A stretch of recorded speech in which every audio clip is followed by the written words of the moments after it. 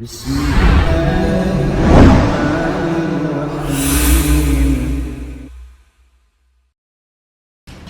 alhamdulillah, wassalatu wassalamu ala asyrafil anbiya'i wal mursalin wa ala alihi wa sahbihi wa man tabi'ahum bi ihsanin ila yaumiddin, amma ba'd.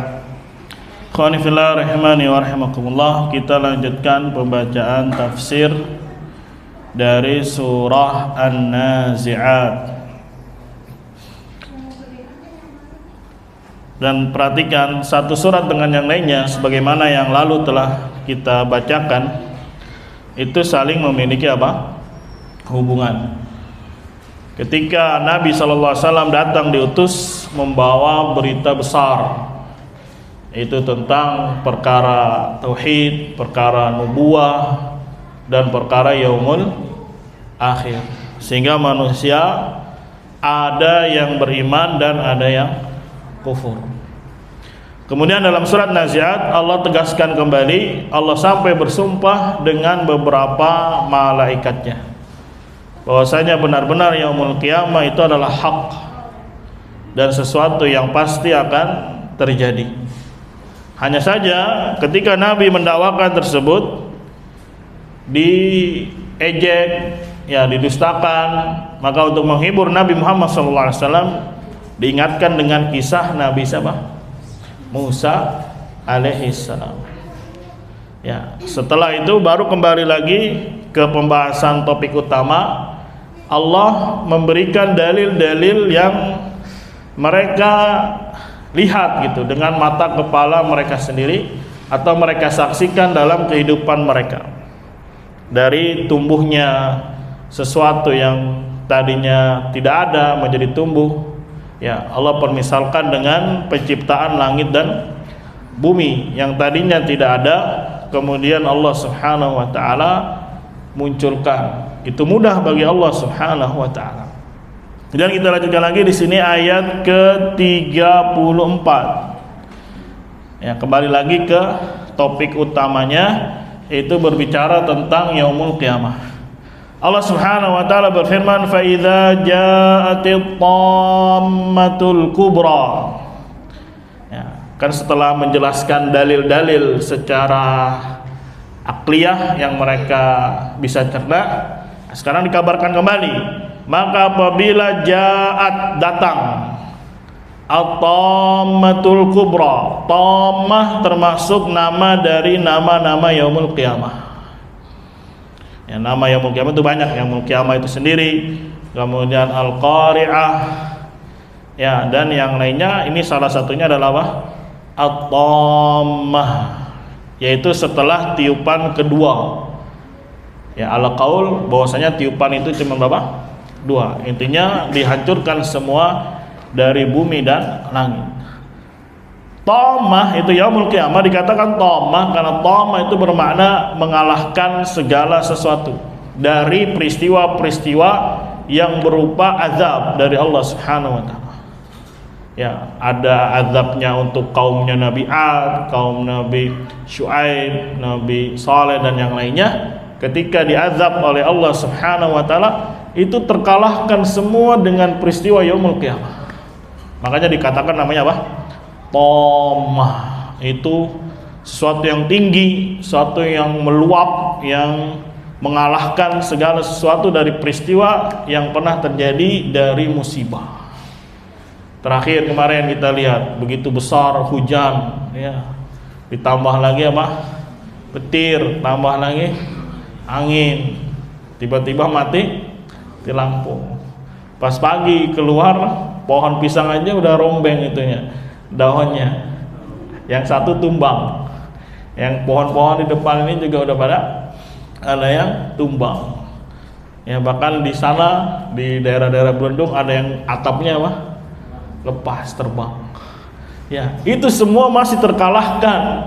Ya, masih kecil itu mah. Apalagi kalau dibandingin dengan siksa dari kaum-kaum terdahulu. Ya, kaumnya Nabi Lut, bagaimana lihat dahsyatnya, Allah angkat dia, kemudian dibalik, baru diapain? Jatuhkan kembali sambil dilempari dengan bebatuan. Nasallallahu alaihi wasallam. Ya, itu masih kecil semuanya kalau dibandingkan dengan apa? at-tammah, itu hari kiamat al-kubra yang besar. Makanya dikatakan tammah. Tammah itu mengalahkan segala sesuatu dari peristiwa-peristiwa yang pernah terjadi, yang dialami dari bentuk apa? Azab atau siksa. Kalah semuanya, peristiwanya kalah dahsyat dengan nanti yaumul qiyamah. Nasallallahu alaihi wasallam. Fa idza ja'atit tammatul kubra, maka apabila telah datang at-tammah, itu yaumul qiyamah al-kubra yang besar, yauma yatadzakkarul insanu ma sa'a. Dijelaskan di sini sifat tammah adalah hari di mana manusia ingat. Yatadzakkar artinya ingat. Al-insanu fa'ilnya, maf'ul bihnya atau objeknya ma sa'a, apa yang dia telah usahakan. Ya, tadinya mungkin dia menentang, tapi ketika dia melihat sendiri di depan mata kepalanya, maka dia teringat, terbayang-bayang apa yang telah dia kerjakan, ima dari kebaikan atau apa? Keburukan. Ya, kadang kan orang itu kalau ada peristiwa apa baru dia ingat, oh dulu saya begini, dulu saya begini. Tapi kalau nggak ada peristiwa azab atau yaumul qiyamah, slow-slow aja dia. Tapi ketika itulah hari di mana manusia ingat apa yang telah dia kerjakan. Tapi percuma, karena apa? Itu sudah putus buat dia amal ketika yaumul qiyamah telah apa? Telah tegak. Ya, makanya taubat itu terus ada sampai apa? Sampai yaumul qiyamah, sampai matahari muncul dari arah terbenamnya. Assalamualaikum warahmatullahi wabarakatuh. Ya, tapi sudah tidak ada lagi yang namanya ya apa usaha, terputus sudah. Wa burrizatil jahimu liman yara. Burrizat artinya dinampakkan, dan dinampakkan al-jahim yaitu neraka jahanam. Liman yara, bagi orang yang melihatnya, itu bagi orang-orang yang memang nanti menjadi penduduk neraka. Dinampakkan oleh Allah Subhanahu wa taala betul-betul ya dilihat oleh orang-orang yang berbuat zalim, berbuat syirik dan seterusnya. Bahkan tafsirnya jahim ini bersiap untuk melahap, bersiap untuk memakan mereka, bersiap untuk menyiksa mereka sampai datang perintah dari Allah Subhanahu wa taala. Dia sudah siap ini neraka jahim untuk melumat, untuk menghabisi orang-orang yang akan masuk ke dalamnya. Nasallallahu alaihi wasallam. Ya, luar biasa kengerian yang akan terjadi di yaumul qiyamah. Dan ini sekali lagi perkara yang hak, bukan perkara yang remeh, bukan perkara yang kecil. Bahkan ya setiap peristiwa para anbiya diceritakan oleh Allah Subhanahu wa taala, ada yang beriman, ada yang apa? Kufur, dan selalu pasti akan diberikan balasan masing-masing untuk keduanya. Atau baca saja kisah-kisah nabi-nabi yang disebutkan dalam Al-Qur'an, pasti akan ada dua golongan. Ya, golongan yang beriman kepada nabi tersebut dan golongan yang mungkir atau golongan yang ingkar, dan selalu akan diberikan balasan untuk masing-masing dua golongan ini. Jadi perkara bukan perkara yang khafi, bukan perkara yang samar, ini perkara yang jali, perkara yang terang bahwasanya kelak akan ada yang namanya fase berikutnya setelah alam barzakh, yaitu alam apa? Akhirat. Ya, sekarang kita tinggal di mana? Alam dunia. Ya, sebelumnya mengalami alam apa? Rahim. Ada yang mengatakan sebelum alam rahim, alam ruh, semuanya dikumpulkan. Ada yang mengatakan ya alam ruh, ya alam rahim. Al-muhim. Kemudian alam apa setelahnya? Barzakh. Nah, ini kita berbicara tentang alam apa? Alam akhirat. Jadi perkara yang dahsyat yang harus seorang insan itu mempersiapkan bekal. Jangan sampai dia termasuk yang dinampakkan jahim, kemudian jahim itu bersiap ya bahkan terus meminta tambahan kepada Allah Subhanahu wa taala sampai betul-betul sesak, kemudian ditutup ya oleh Allah Subhanahu wa taala. Nasallallahu alaihi wasallam. Kemudian dilanjutkan lagi, fa amma man tagha, maka adapun orang yang tagha itu melampaui batas, orang-orang yang ingkar, orang-orang yang kufur, tidak mau mengimani yaumul qiyamah, tidak mau mengimani apa yang dibawa oleh Nabi Muhammad sallallahu alaihi wasallam. Wa atharal hayatad dunya. Athara artinya lebih mengedepankan atau mendahulukan. Ad-dunya, kehidupan apa? Dunia. Lebih mementingkan hal tersebut, tidak mengerjakan apa yang Allah perintah, malah mengerjakan apa yang Allah Subhanahu wa taala larang. Maka lihat balasannya, fa innal jahima hiyal ma'wa. Maka sesungguhnya neraka jahim itulah tempat kembali. Ma'wa artinya apa? Tempat kembali. Bagi siapa? Orang-orang yang tagha. Tagha itu artinya melampaui batas. Yang seharusnya dia menyembah Allah malah menyekutukan Allah. Ini termasuk apa? Tagha. Yang harusnya taat mafhum malah bermaksiat. Ini pun bisa dikatakan tagha. Ya, pecahannya masdarnya tagut. Ya, makanya secara bahasa ya tagut melampaui batas. Orang yang bermaksiat kepada Allah bisa secara bahasa dia diartikan tagut. Ya, walaupun tidak sampai mengeluarkan dia dari dinil Islam. Ya, tapi secara istilah memang tagut adalah orang-orang yang kufur kepada Allah Subhanahu wa taala dihukumi kafir. Yang mengaku tahu ilmu gaib, mafhum, yang menyuruh manusia untuk menyembah dirinya dan seterusnya yang disebutkan oleh Ibnu Qayyim. Tapi secara bahasa tagut juga bisa diartikan segala sesuatu si hamba ini melampaui batasannya. Padahal dia dikasih batasan untuk sampai di sini misalkan. Ya, untuk berbuat taat tapi dia malah melanggar, maka secara bahasa dia bisa dikatakan apa? Tagut. Bisa dikatakan apa? Tagut. Dan tempatnya adalah fa innal jahima hiyal ma'wa. Tempat kembalinya adalah neraka jahim. Ya, bisa kekal selama-lamanya atau harus dibersihkan dulu kemudian dikeluarkan. Al-muhim itu tempat kembali orang-orang apa? Tagha, yang melampaui apa? Batas. Nasallallahu afiyah wassalamat. Wa amma man khafa maqama rabbih wa nahan nafsa 'anil hawa. Dan adapun orang yang takut terhadap kedudukan Rabbnya, tafsirnya maqama rabbih adalah kondisi di mana nanti dia akan berdiri di hadapan Allah Subhanahu wa taala, bainahu wa bainallah. Ya, dia merasa takut, dia merasa apa namanya? Ya, khasyah, ada rasa takutnya karena kelak dia akan berjumpa dengan Allah, ya, bersanding atau berhadapan dengan Allah untuk mempertanggungjawabkan seluruh amalnya. Itu maksud dari maqama rabbih. Dan semua kita, ya, yang dia itu hidup, memiliki ruh, memiliki jasad, kesempatan hidup di dunia, maka akan berdiri di hadapan Allah Subhanahu wa taala. Nah, orang yang takut dengan kondisi seperti ini, kemudian wanahan nafsa, dan mencegah jiwanya anil hawa, dari segala hawa nafsu, dari segala macam syahwat, dari segala macam syubhat.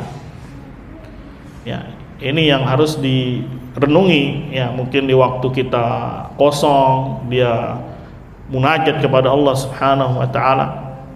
Mafhum? Karena kita akan semuanya akan berhadapan dengan Allah Subhanahu wa taala untuk dihisab, mempertanggungjawabkan seluruh apa?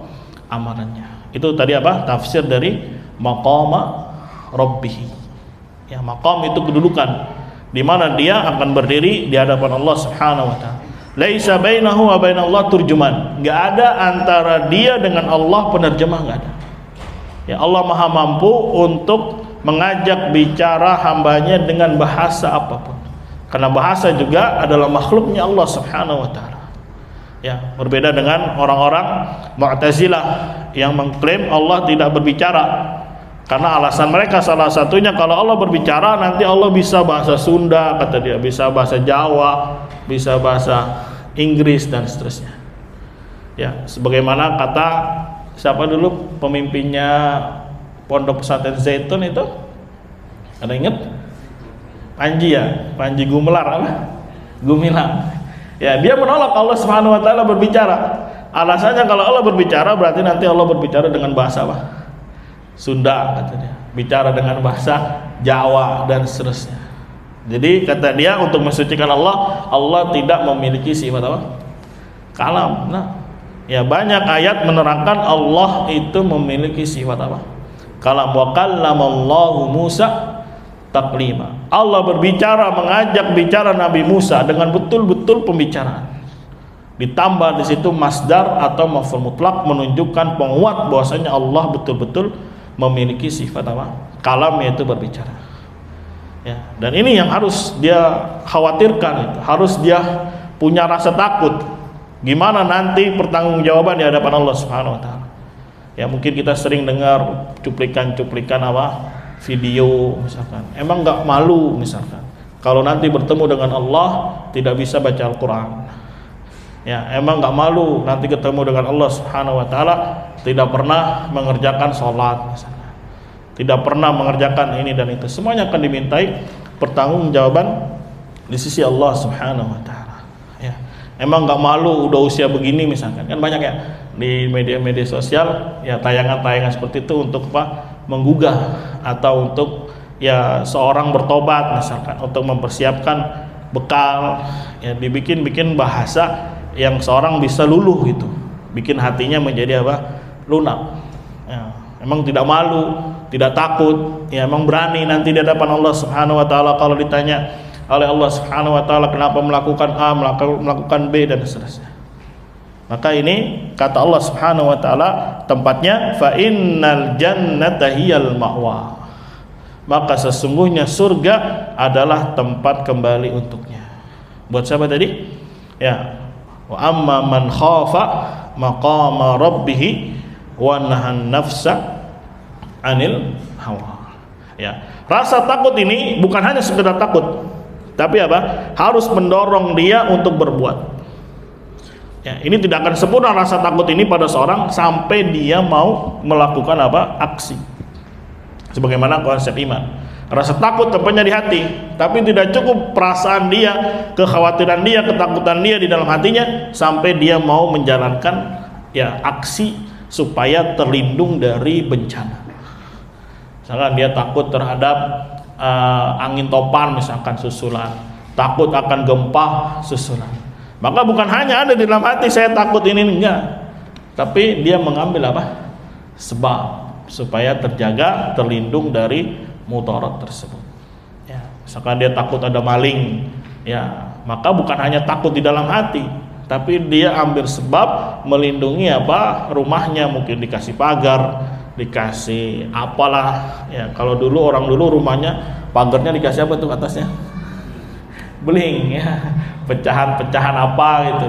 Ya, ada yang dikasih besi-besi. Ya, itu kan dalam rangka apa? Supaya rumahnya tidak ada yang loncat masuk gitu. Ya, sebagaimana juga dia takut berhadapan dengan Allah Subhanahu wa taala, maka lakukan segala apa? Amal kebaikan. Dan yang kedua dijelaskan wa nahan nafsa anil hawa. Dan mencegah dirinya, mencegah jiwanya dari melakukan segala hawa nafsu, baik itu syubhat maupun apa? Syahwat. Ya. Ini berat kan? Ya berat, memang hidup namanya ujian. Tapi kalau ini dia hadirkan, insyaallah taala ya akan membuat dirinya waspada, dirinya takut akan pertemuan atau perjumpaan dengan Allah Subhanahu wa taala.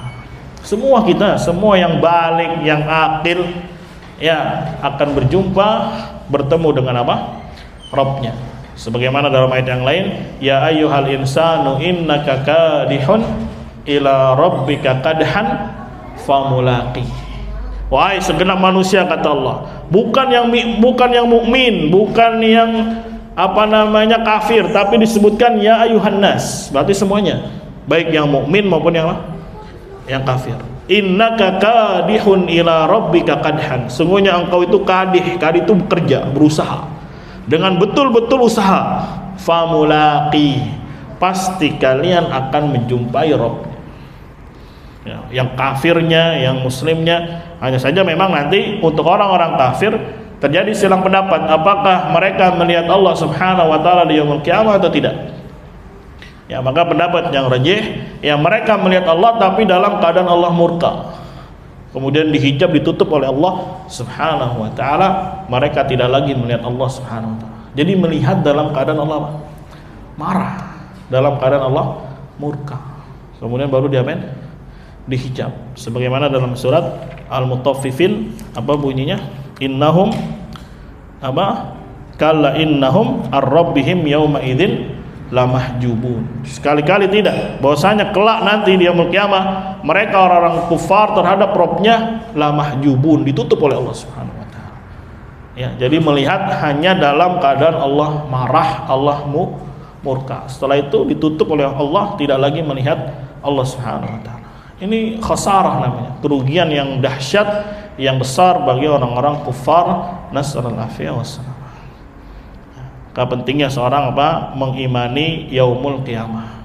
Makanya banyak dalam hadis, man kana yu'minu billahi wal yaumil akhir. Selalu digandengkan. Ya, karena iman kepada Allah itu bekal kita. Ya, bekal kita di dunia, persiapan kita di dunia. Beriman kepada Allah, imani rububiyahnya, imani uluhiyahnya, imani asma wa sifatnya, ya, dan jalankan, amalkan. Kemudian dia harus imani apa yang telah dia kerjakan itu akan ada pertanggungjawabannya di hadapan Allah Subhanahu wa taala. Itulah rahasia kenapa selalu disebut dua ini. Maka yu'minu billahi wal yaumil akhir, falyaqul khairan aw liyasmut. Hendaklah dia berkata yang baik, atau kalau enggak bisa diam.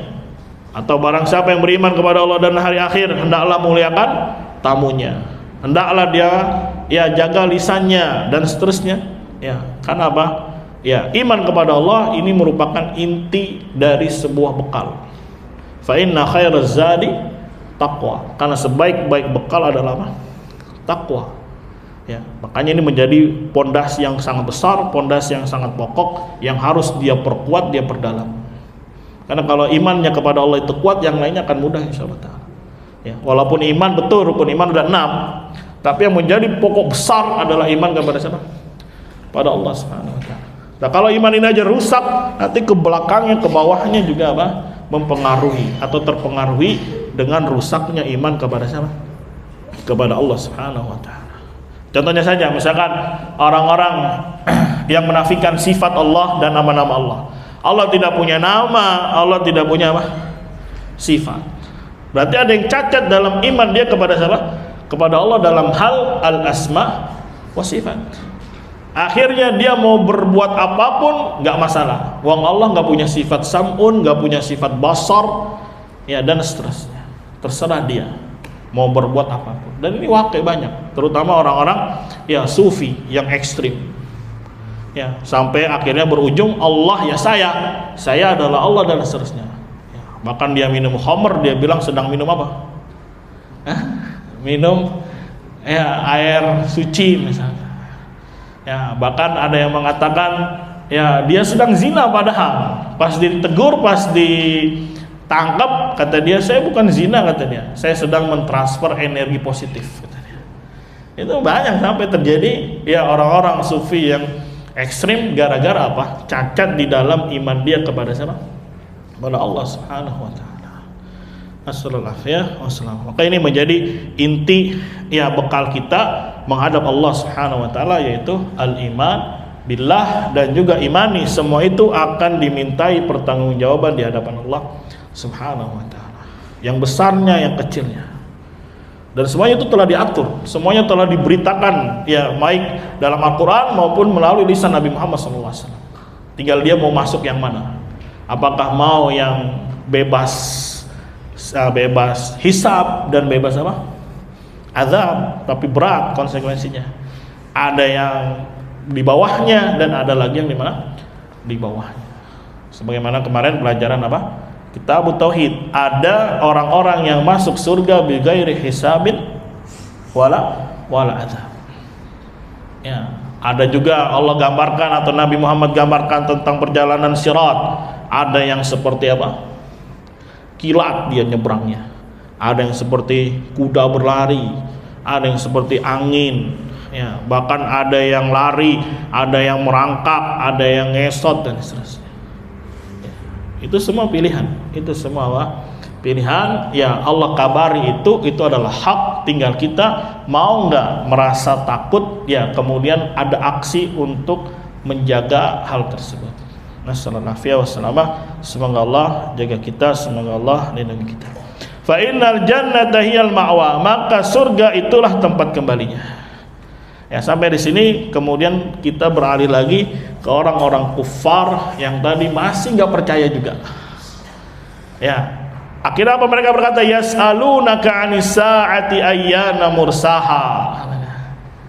Ya, kan ini Nabi sedang menggambarkan ya, mafhum tadi tentang penciptaan langit dan bumi, itu juga sebagai gambaran kecil untuk apa? Untuk kehidupan negeri akhirat. Kemudian dijelaskan lagi, kalau ini betul-betul terjadi, maka manusia akan begini-begini, ada tempatnya di neraka dan tempatnya di mana? Di surga. Malah mereka nanya lagi, yas'alunaka 'anis sa'ati ayyana mursaha. Mereka yaitu orang-orang kufar yang tidak beriman kepada hari akhir bertanya kepadamu 'anis sa'ati, tentang sa'ah, itu yaumul kiamah. Apa mereka bertanya? Ayyana mursaha. Ayyana artinya kapan. Ya, kapan ya kejadiannya, kapan peristiwanya itu terjadi. Ya, kadang gitu ya, orang kalau sudah tutup matanya, sudah telinganya juga nih, ya pengennya mana bukti. Ya, ini menunjukkan tidak imannya dia kepada hari akhir. Kemudian kata Allah, fima anta min dzikraha. Ya, fima, fi-nya itu huruf jar, ma-nya itu istifham. Ingat kaidahnya, kalau ada huruf istifham, ma kemasukan huruf jar, maka alifnya lepas. Kayak kemarin, amma yatasaalun. Ya, amma, ma-nya pendek bacanya. Amma. Karena itu dua kata, an sama ma. Maka alifnya diapain? Dilepas. Nah, sekarang fima itu dari kata fi sama ma. Artinya siapakah dirimu? Min dzikraha, dari menyebutkan kapan terjadinya yaumul kiamah. Ibaratnya siapa memangnya kamu gitu. Padahal ini Nabi Muhammad SAW. Ini menunjukkan Nabi saja tidak tahu kapan terjadinya yaumul kiamah. Bahkan ketika peristiwa malaikat Jibril berubah wujud menjadi apa? Manusia. Ya, dalam keadaan baju putih rapi, rambutnya juga hitam rapi, tidak ada sisa debu, tidak ada sisa perjalanan jauh, ya, tapi begitu rapi. Para ulama di sana mengambil faedah, kalau mau menuntut ilmu seperti itu kondisi yang afdolnya, yang utamanya, ya, rapi semuanya, putih-putih, ya, pokoknya rapi, wangi dan seterusnya. Itu kondisi yang paling afdal, yang paling apa? Utama ketika dia mau belajar. Dia tanya tentang Islam, tanya tentang iman, tanya tentang ihsan, tanya tentang tanda-tanda apa? Kiamat. Kemudian tanya terakhir, kapan terjadinya? Apa kata Nabi? Mal mas'ulu anha bi'a'lama minas sa'il. Maksudnya apa? Yang ditanya itu tidak tahu sebagaimana yang bertanya. Maksudnya sama-sama nggak tahu. Baik yang bertanya maupun yang ditanya. Ya, makanya mungkin tatkala Nabi ditanya yas'alunaka 'anis sa'ah, kapan yaumul kiamah itu terjadi? Ya, Nabi juga nggak tahu. Makanya Allah Subhanahu wa taala tegaskan fima anta min dzikraha. Siapakah engkau, ya, atau engkau hanya ibaratnya menyebutkan tanda-tandanya saja, bukan menyebutkan kapan terjadinya. Ditegaskan lagi oleh Allah, ila rabbika muntahaha, kepada Rabbmu lah muntahaha, maksudnya ilmunya, ujungnya, ya, urusan terakhirnya kapan dia terjadi itu urusan Allah Subhanahu wa taala, kapan waktunya. Ya, jadi nggak ada yang tahu. Jadi dusta kalau ada orang yang mengatakan nanti tanggal sekian, bulan sekian, tahun sekian akan terjadi apa? Kiamat. Ya, dari dulu sudah di anak sekolah SD, ya, ada yang ngabarin nanti tanggal sekian-sekian terjadi apa? Kiamat. Bahkan dibikin film, dibikin ini dan itu untuk menggerus akidah kaum apa? Kaum muslimin. Ya, masa adanya kiamat tapi ada yang selamat, gimana ceritanya? Ya, film-film barat itu kan. Ya, ada yang ini hancur, ini meteor datang dan seterusnya. Dia dengan gampangnya udah kayak mau Rambo gitu kan, ditembak nggak mati, ya lari sana lari sini, nggak taunya dia doang yang selamat. Itu bukan kiamat namanya. Anggap itu terjadi seperti itu. Namanya kiamat, semuanya hancur, bintang-bintang, matahari, planet-planet semuanya bertabrakan. Ya, gunung-gunung terangkat bagaikan kapas berterbangan, bagaikan ya hewan-hewan kecil yang berhamburan. Langit pecah, langit hancur, laut dipanaskan, keluar api dan seterusnya. Ya, kejadian ngeri sekali. Dan alhamdulillahnya itu akan dialami oleh syirarul khalq. Adapun orang-orang beriman, sekali lagi dalam beberapa riwayat datang angin yang lembut, ketika mengenainya ada iman di dalam hatinya, maka dia akan apa? Meninggal. Adapun orang yang tidak beriman, orang-orang kafir, maka dialah yang merasakan huru-hara kengerian yaumul qiyamah. Nasallallahu ya. Wassalam. Ila rabbika muntahaha. Ya, kepada Tuhanmu lah, kepada Rabbmu lah dikembalikan kesudahannya atau ketentuan waktunya kapan akan terjadi. Hanya Allah Subhanahu wa taala yang tahu. Ya, jadi sekali lagi dusta, bohong kalau ada yang mengatakan tanggal sekian, bulan sekian, tahun sekian, tidak. Ini semuanya kembali ilmunya kepada siapa? Kepada Allah Subhanahu wa taala. Innama anta mundziru man yakhshaha. Sesungguhnya hanya saja engkau itu mundziru, memberi peringatan kepada orang yang takut kepada yaumul qiyamah. Kalau dia enggak takut, ya udah biarkan saja mereka. Akan ada perhitungannya di hadapan Allah Subhanahu wa taala. Ya, akan ada ya nanti tanggung jawabnya Allah yang mengatur, Allah yang mengurus mereka-mereka orang-orang yang kufur, yang ingkar terhadap yaumul qiyamah. Adapun tugas Nabi Muhammad hanya menyampaikan. Nah, ini juga bisa diambil kaidah dalam perkara apapun, dalam perkara tauhid, dalam perkara ibadah, ya. Tugas kita kalau dia tahu, sampaikan saja. Ya, sebagai hidayah irsyad yang sifatnya apa? Bimbingan, arahan. Adapun hidayah taufik itu kembalinya kepada siapa? Pada Allah Subhanahu wa taala. Tapi di sini Allah tegaskan ya dengan kata yakhshaha, bagi orang yang takut. Ya, seakan-akan ini isyarah kalau dia memang mau beriman, maka harus ada rasa takut gitu.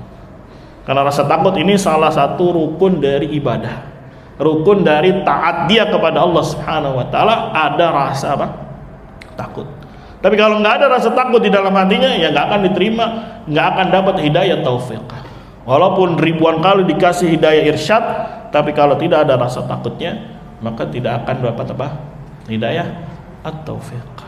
Lihat, dalam sekali Allah tegaskan, engkau hanya memberi peringatan kepada orang yang memiliki rasa takut terhadap yaumul qiyamah tersebut. Ya. Adapun orang-orang yang tidak memiliki rasa takut, mafhum, tidak akan mendapatkan hidayah at-taufiq. Ya begitu saja, dianggap angin lalu, padahal begitu banyak dalil-dalil menjelaskan yaumul qiyamah. Dan pahami, yaumul qiyamah ini bukan hanya dijelaskan pada Nabi Muhammad saja, nabi-nabi sebelumnya juga sudah menjelaskan. Ya, bahkan dijelaskan kepada mereka, hati-hati nanti di yaumul qiyamah akan turun Dajjal. Padahal itu di masa nabi-nabi terdahulu, Nabi Musa, nabi yang lainnya. Ya, padahal Nabi Muhammad juga belum turun, belum datang, tapi sudah diperingati kepada umatnya. Ya. Apa hikmahnya? Ada. Bisa jadi dia di masa ini dia beriman kepada Nabi Musa, mafhum? Dia jadi Yahudi atau dia jadi Nasara. Tapi kalau dia mau membacanya, ternyata di situ diperingati juga akan ada yaumul qiyamah. Di dalam Al-Qur'an juga ada. Berarti kan klop dua-duanya ini. Ya, tidak saling kontradiksi, tidak saling bertabrakan. Ya, ada hikmahnya kenapa para anbiya pun memperingati adanya yaumul qiyamah atau akan turun yang namanya apa? Dajjal. Karena tidaklah setiap nabi pasti akan memperingati akan bahayanya fitnahnya siapa? Dajjal. Nabi Isa, Nabi Musa dan seterusnya memperingati akan bahaya fitnah dari siapa? Dajjal. Jadi disebutkan di kitab-kitab terdahulu. Mafhum? Maka di sini juga Nabi menegaskan kembali memperingati manusia akan datangnya yaumul qiyamah. Ka'annahum yawma yarawnaha lam yalbathu illa 'ashiyatan aw duhaha. Ya. Di sini ya karena mereka nanya-nanya terus, maka diberikan pendekatan waktu saja. Ka'annahum, seakan-akan mereka hari di mana mereka melihatnya, tidaklah mereka tinggal di muka bumi kecuali asyiyatan, di waktu sore atau di waktu pagi.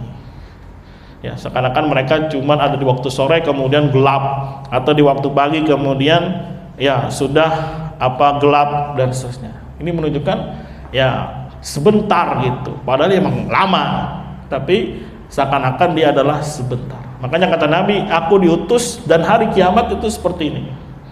Maksudnya apa?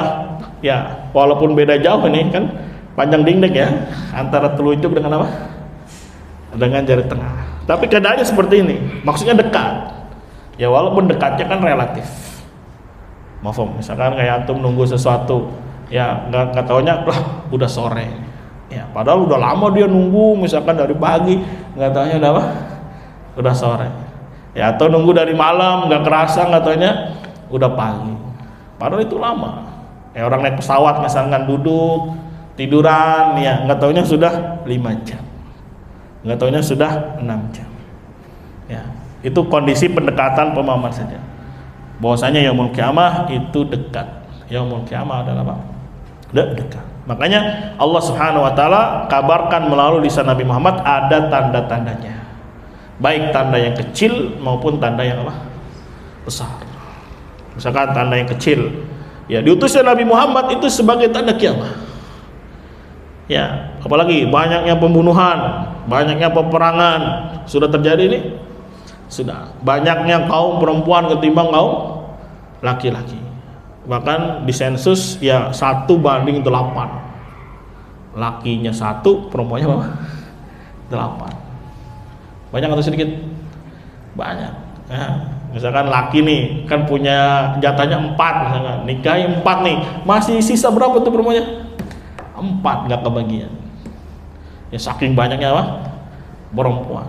Dan lain-lain, diangkatnya kejahilan, diangkatnya ilmu, menyebarnya kebodohan. Ya, sudah terjadi nih? Sudah. Ya, gedung-gedung mencakar langit tinggi-tinggi. Sudah terjadi nih? Sudah. Ya, yang tadinya dia cuma pengembala kambing, miskin, gak taunya sekarang jadi apa? Hah? Jadi bos, jadi OKB. Apa OKB? Orang kaya baru. Banyak OKB di Indonesia? Banyak.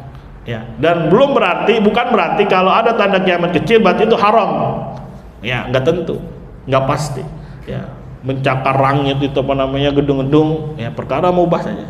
Ya, atau dia usaha darinya tadinya orang nggak punya, nyeker, nggak taunya sekarang jadi apa? Jadi bos. Itu banyak orang-orang kaya sekarang itu yang udah tua-tua umurnya 60, 70, dulunya ngapain ya? Ya, kere kan, sengsara. Misalkan ada cerita yang punya tol, siapa tuh namanya? Ya apa? Yusuf Hamka misalkan. Ya, dulunya juga dia belangsak juga. Ya, kesini kesana, akhirnya aja ya Allah bukakan pintu apa? Dunia. Mafhum. Itu bagaimana kondisi apa yang dikabarkan Nabi. Dulunya cuman begini pengembala kambing, sekarang punya apa? Harta apa? Melimpah. Ya, berapa juta sehari itu dapat pemasukan tol? 1M lebih dalam 1 hari. Kayaknya lebih itu ya. Ya, per bulan berapa sih dah? Ya, kalau di Depok banyak tuh tanahnya tuh ditulis tanah Baba Alun. Ya. Kalau main ke Depok tuh banyak tanahnya dia. Mafhum, apalagi tanda-tanda kiamat kecil? Coba sebutin. Hah? Apa? Ada gunung emas. Ya, atau jazirah Arab kembali menghijau. Ya, dan seterusnya banyak. Nah, itu baru kecilnya. Ada lagi yang besar. Ya, turunnya nanti datangnya Imam Mahdi, kemudian keluarnya Ya'juj Ma'juj, keluarnya siapa lagi? Dajjal, turunnya Nabi Isa, keluarnya hewan yang bisa apa? Bicara. Gimana tuh? Lagi dalan katanya kucingnya ngomong assalamualaikum misalkan. Ya, matahari terbit dari sana ya, orang terbenam di sana malah terbit dari sana. Apalagi? Hah? Keluarnya api dari arah Yaman, panas. Makanya ya di Yaman itu udaranya panas sekali. Ya, jangan dikira orang Afrika itu hitam karena kepanasan, tidak. Tapi karena namanya, karena sukunya, rasnya. Tapi sana dingin. Ada juga yang panas, tapi rata dingin. Ya makanya kalau di Yaman, orang-orang Somali, Nigeria, kalau udah musim panas pulang dia, nggak kuat, nggak tahan. Karena saking apanya? Saking panasnya. Ya, bukan waktu, oh kan lu hitam, masa nggak kuat? Bukan gara-gara kepanasan itu, karena apa ya? Karena sukunya dia, rasnya negro, jadi apa? Hitam memang, tapi yang namanya panas semua orang kepanasan. Ya, banyaknya gempa itu kecil ya, kemudian banyaknya apa namanya gerhana itu juga termasuk yang kecil. Apa? Dihalalkannya musik, ya bisa itu kecil, termasuknya kecil. Ya, kalau mau baca kitab tentang Asyratus Sa'ah, boleh baca kitabnya namanya Yusuf Wabil. Ya, beliau punya kitab namanya Asyratus Sa'ah, itu dijelaskan secara detail baik yang alamat kecil maupun alamat apa? Besar. Ya, satu persatu dituliskan sama beliau, termasuk yang paling lengkap menjelaskan Asyratus Sa'ah, tanda-tanda yaumul qiyamah. Dan kita sudah merasakan walaupun masih kecil. Ya, berarti memang apa? Ya nggak tahu namanya yaumul qiyamah. Ya bisa jadi keluar duluan Imam Mahdi, udah tanda besar sudah. Ya. Makanya dulu peristiwa Juhaiman, tahu Juhaiman? Yang menyandra Masjidil Haram 14 hari tahun 1979 atau 80, nanti bisa dicek. Ya, dia di waktu subuh dia bawa senjata. Dulu orang sholat jenazah di Masjidil Haram itu dibawa depan Ka'bah. Jadi mayatnya digotong, taruh depan Ka'bah. Nggak taunya udah berencana dia kan, ditaruhin lah dia bawa ini keranda. Nggak taunya bukan mayat isinya senjata AK-47. Ya, pas sholat subuh 1 Muharram.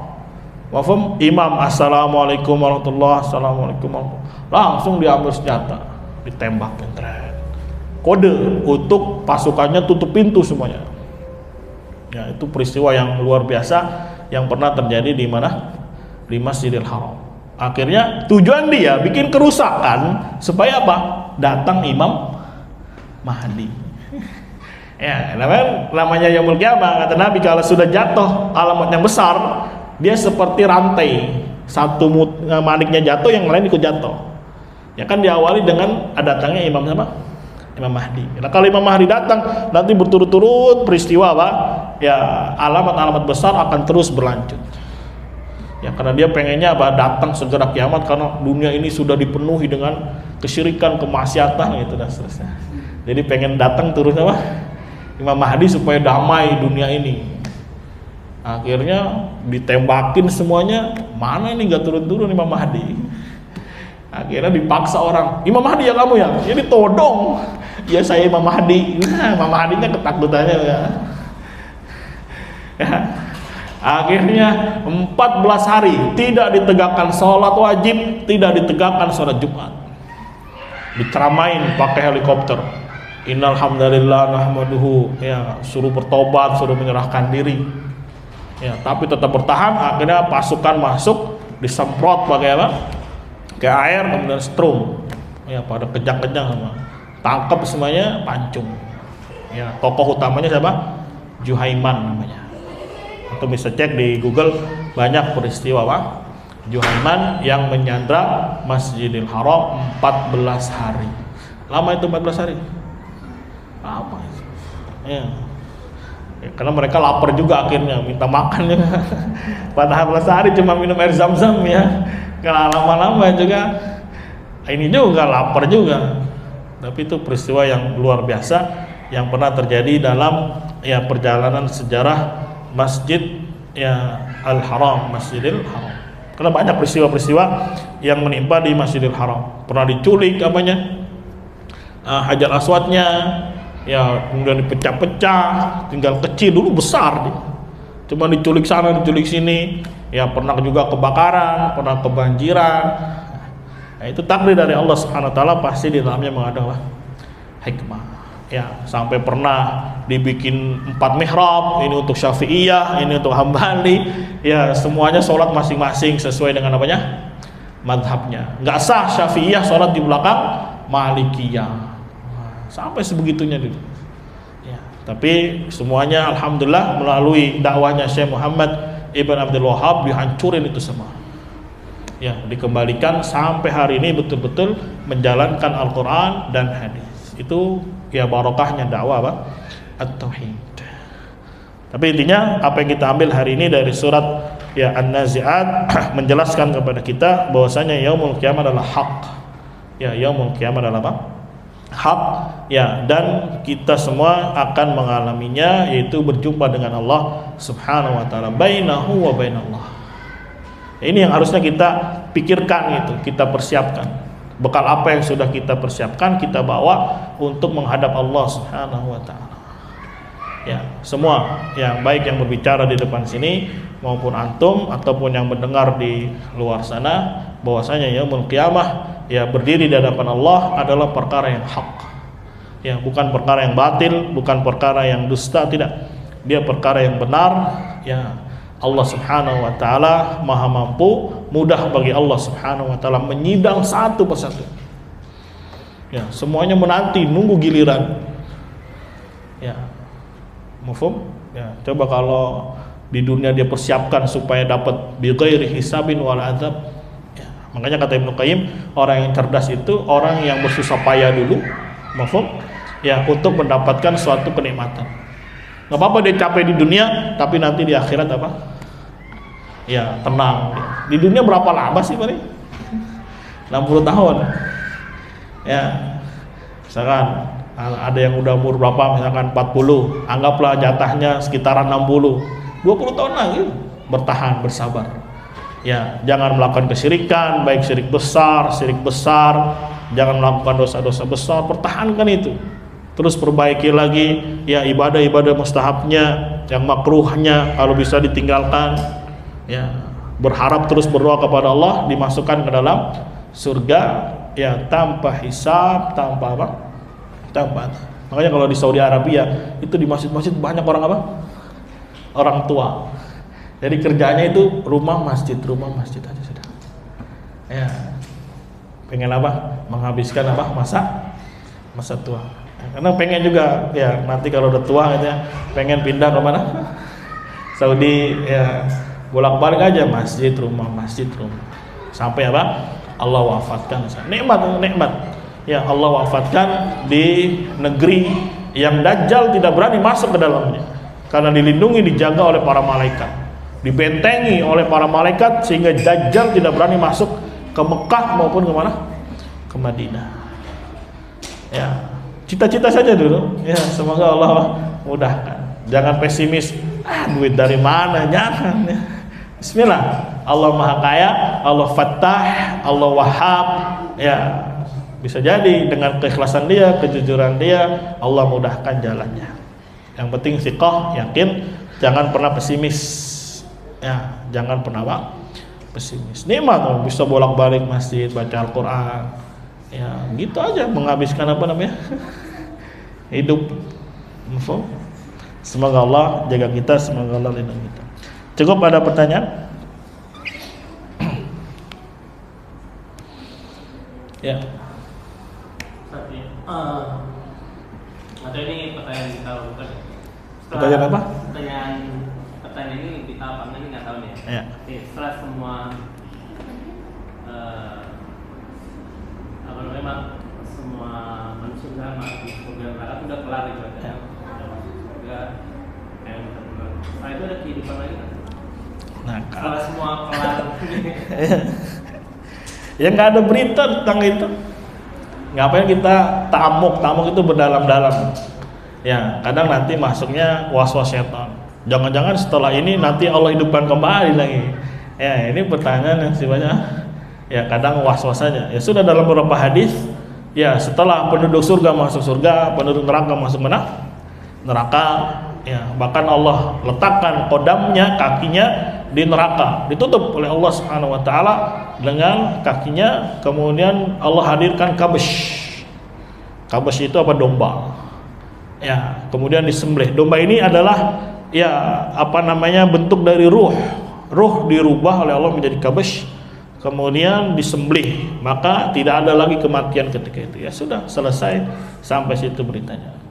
Tidak usah Pak berdalam-dalam, nanti bisa jadi Allah ciptakan lagi begini ya. Mafhum? Nanti masuknya apa? was-was dari apa? Syaitan. Itu terserah Allah Subhanahu wa taala. Ya, Allah yang punya kehendak, tapi tidak ada berita tentang itu, tidak ada dalil tentang itu. Dan yakinlah agama telah sempurna menjelaskan semua sisi. Yang tidak ada, ya sudah. Tidak usah perbincangkan. Allah a'lam bishawab. Ya, pertanyaannya? Ya. Yang mana? Yang kecil atau yang besar? Yang besar berurutan nanti dia. Mulai dari adanya Imam Mahdi, kemudian turun Dajjal, ya datang Ya'juj Ma'juj, keluar turun Nabi apa? Isa, terus berurutan. Ya, sampai Nabi Isa wafat. Nabi Isa kurang lebih 40 tahun nanti di mana? Di bumi. Ya, beliau menikah, beliau punya anak, kemudian sholat di belakangnya Imam Mahdi. Karena hikmah, ya, karena syariatnya sekarang syariatnya Nabi Muhammad SAW. Ya, walaupun kedudukannya lebih besar Anbiya, tapi tetap Nabi Isa ikut syariatnya Nabi siapa? Nabi Muhammad SAW. Ya, jadi beliau jadi makmum. Beliau jadi apa? Jadi makmum. Ya, setelah Nabi Isa wafat, ya mulai lagi banyak orang-orang yang kufur, yang itulah yang nanti akan mengalami ya syirarul khalq, mengalami yaumul qiyamah. Ya, jadi sempat aman dulu, tentram dulu. Nanti ketika Imam Mahdinya wafat, Nabi Isa-nya wafat, ya kembali lagi, ya rusak lagi. Nasallallahu alaihi wasallam. Sama, yang penting lihat sudah terjadi belum. Rata-rata apa yang dikabarkan sudah terjadi. Kalau kiamat apa?